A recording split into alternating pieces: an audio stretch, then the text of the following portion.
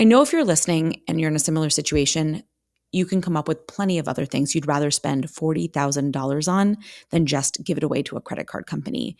That's so painful, and yet, unfortunately, we see it a lot. Who the f*** am I to tell you what to do with your money? My name is Priya Malani, ex-Merrill Lynch, ex-Wall Street, extremely type A, the kind of crazy you want in charge of your cash. Currently managing millions of hardworking dollars for hardworking, high-earning 30-somethings like yourself.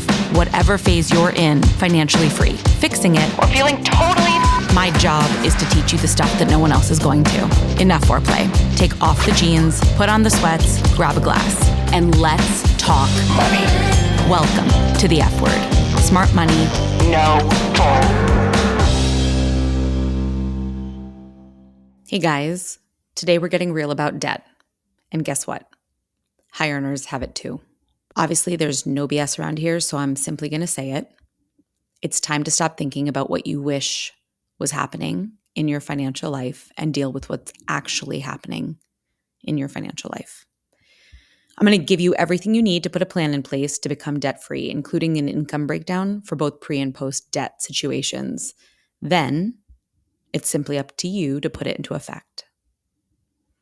So there's a client I remember from a few years ago, a woman in her mid-30s working in finance in Manhattan. She was making well into six figures, living in a beautiful apartment that was on the Upper East Side, and she looked like she had it all together. She had the big job, the fancy apartment, and her Instagram feed basically screamed success. I'm sure anyone who went to high school with her would probably think, yeah, she made it. But here's the wild part. Despite all the appearances of living the dream, she had over $86,000 in credit card debt. And she hadn't even processed the total until we started to dig into her numbers together. Like, she was basically in denial and not looking. The thing is, her debt wasn't because of a bad investment or an unfortunate situation. It wasn't from student loans or a mortgage or even something essential like fixing her microwave, because God knows she wasn't cooking at home. She had what I call lifestyle debt, and it was perfectly classic. It's the debt you find yourself in when you're trying to keep up with a certain standard of living. Like in episode 1, we called it your new normal.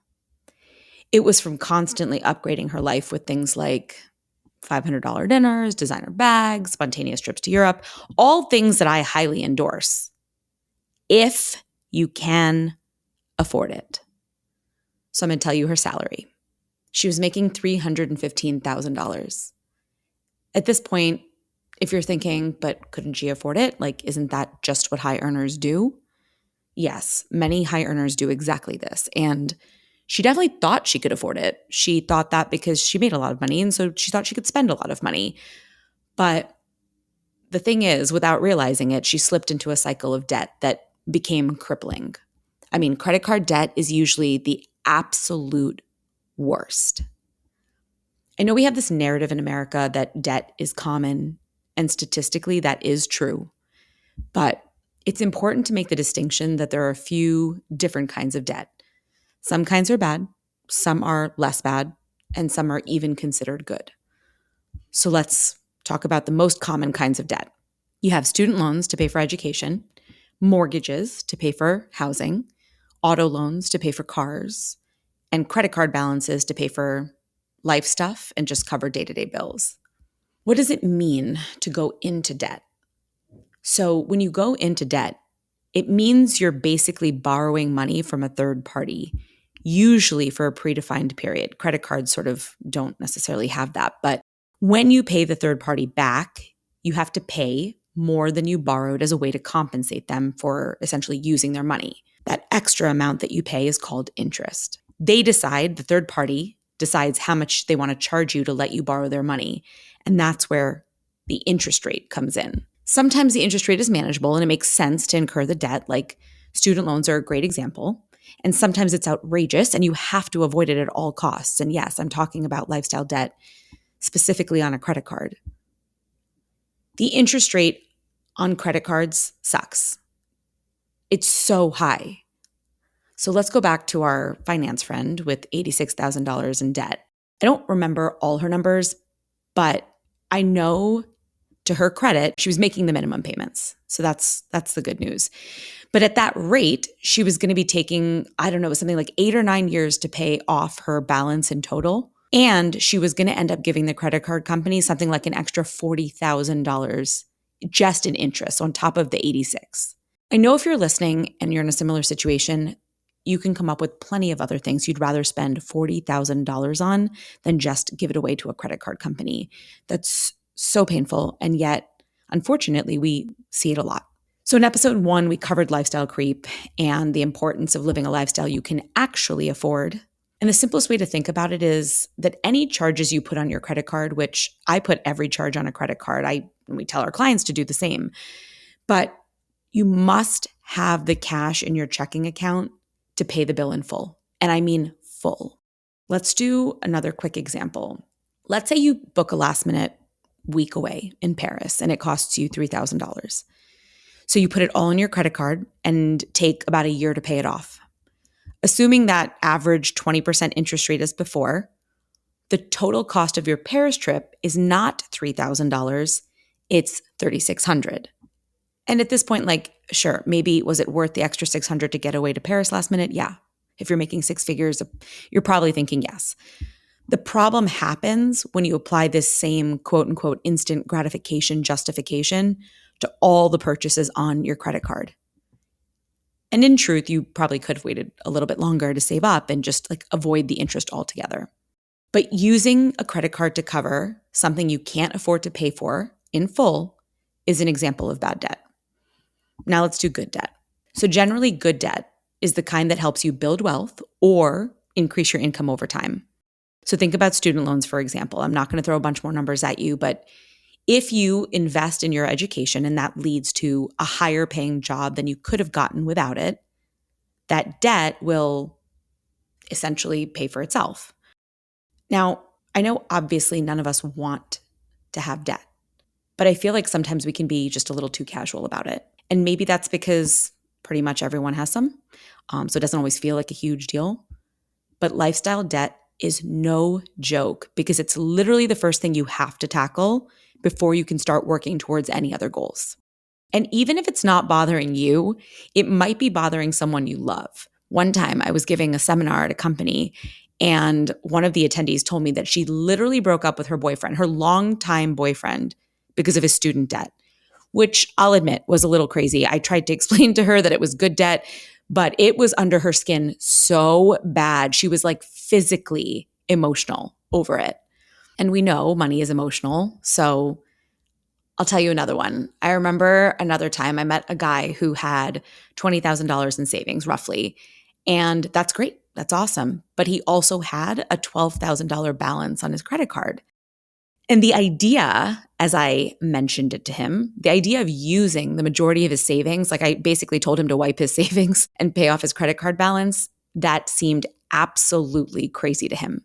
He felt like most people probably feel, which is having the money in savings is the responsible thing to do. But by keeping his money in savings, he was actually losing an additional, call it $2,000 a year to the credit card in interest and ultimately just digging himself into a deeper hole. So here's the thing. It may feel like a bad idea to use your savings to pay off your credit card debt, but mathematically, it makes more sense. So let's talk about how to pay off your debt. First things first, you want to be making at least the minimum payments on each loan that you have, no matter what.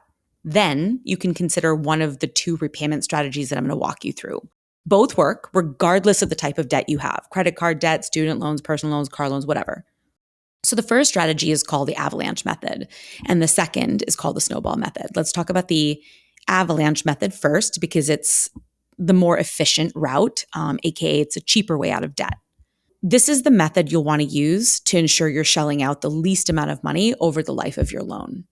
Let's say you have $3,000 on a credit card, $5,000 on another credit card, and $35,000 in student loans. So $3,000 on a credit card, $5,000 on a credit card, $35,000 on student loans. The avalanche method would say that after making minimum payments on each loan, you should put any extra money towards the loan with the highest interest rate. Why? Because that's the debt that's costing you the most. It's the most expensive. So if the credit card debt that has a $5,000 balance has a 24% interest rate, versus your student loans at just, let's call it 5.5, you're going to want to focus on the credit card debt first, even though the balance on your student loans is technically larger. This way, you're focusing on the loan that's essentially costing you the most first.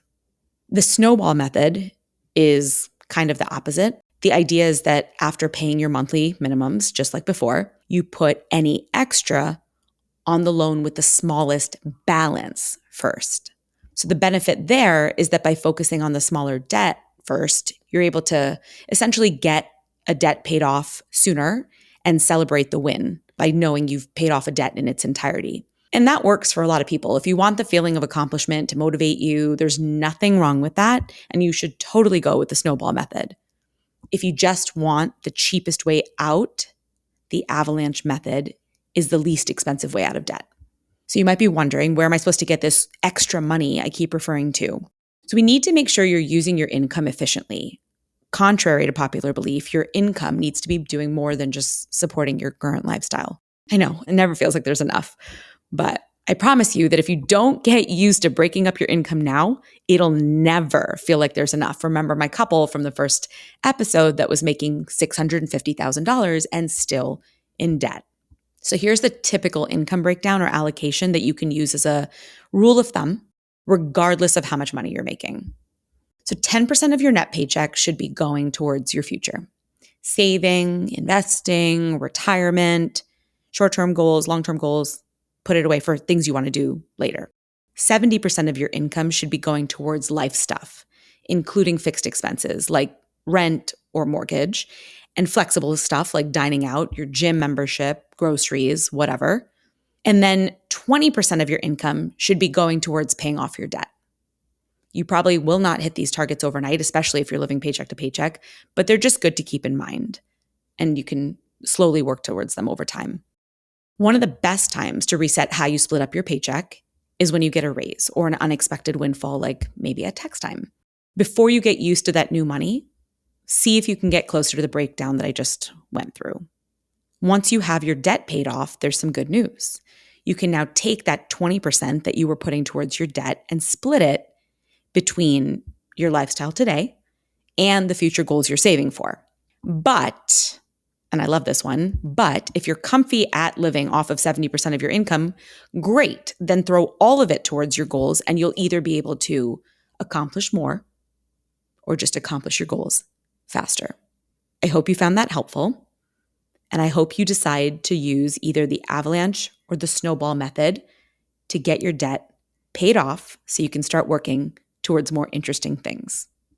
Thanks for listening to The F Word with Priya Malani. If you like what you heard, hit subscribe wherever you're listening and leave us a review while you're at it. We're approval junkies. Don't forget, you can find a ton of great resources, content, courses, and other freebies at stashwealth.com. Now, for the capital S stuff our lawyers want us to say. StashWealth is a registered investment advisor. Content presented is for informational and educational purposes only and is not intended to make an offer or solicitation for any specific securities, product, service, or strategy. Consult with a qualified investment advisor, that's us, before implementing any strategy. Investing involves risk, including the loss of principal. Past performance does not guarantee future results. There, we said it.